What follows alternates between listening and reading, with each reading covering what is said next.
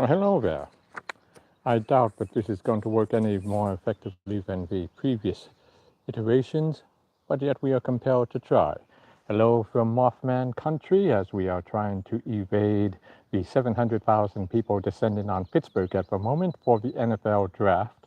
And we are also, of course, looking at the last weekend of the 30th National Poetry Month, so I figured we'd try to do a few things a little bit differently here to make it fun. And what better way to find out than Friday before all the festivities begin? Ironies. After 30 years of poetry, I learned at least 100 words in no less than 2 tongues, unique to our journey as refugees to fill vacuums and bloody gaps of our disrupted histories. Recovering families, dismantling enemies, identifying the official tools of allies bombing us for our own good, the policies of destruction and resettlement, how to win hearts and minds in diaspora. From D.C. to Modesto, Anchorage to the Twin Cities, walking into 1,000 classrooms, strangers to the beauty of Venchang, Maquette, a heartfelt sabagi, gathering ink storm clouds to change worlds. One poem still can't tell my whole story. Just so you know, my love tells me I am not allowed to curse the teachers who taught my young readers they would not be able to find the stories of who they are in poetry. That wouldn't be very loud, you know.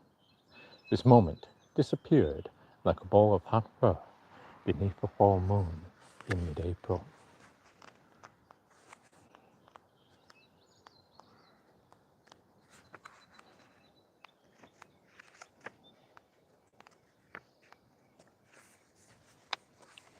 Sticky Rice Blues. I've seen it 1,000 times in a dozen years, read the rules, watched the videos, talked it over until someone's turned a different color. You never feel less Asian than days you burn the rice, but it's possible, even with a brand new bamboo steamer, a fistful of carnel, some heat and water.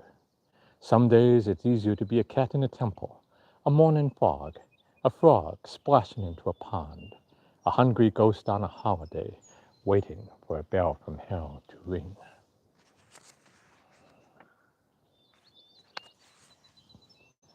A country is family.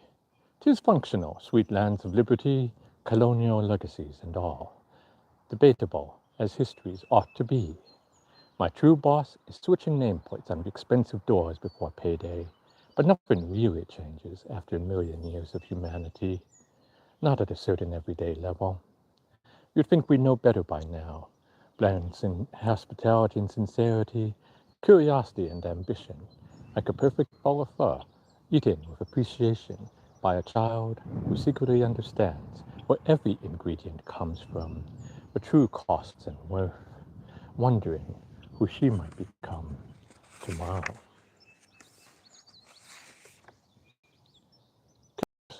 People would be surprised how often you truly show up in these poems of mine, among various fantasies of lost civilizations and tongues, words for beauty and justice, where wondrous era yet to come, on worlds, vast light years from glittering Draconis or Orion, where perhaps Lao outdid everyone by surprise after all, despite that shaky start since Dien Bien Phu in a galaxy far away from an alternate timeline no one recalls. And you never recognize yourself in the tiny corner of these verses of a moment we shared in a brief lifetime in that city we almost dared call home.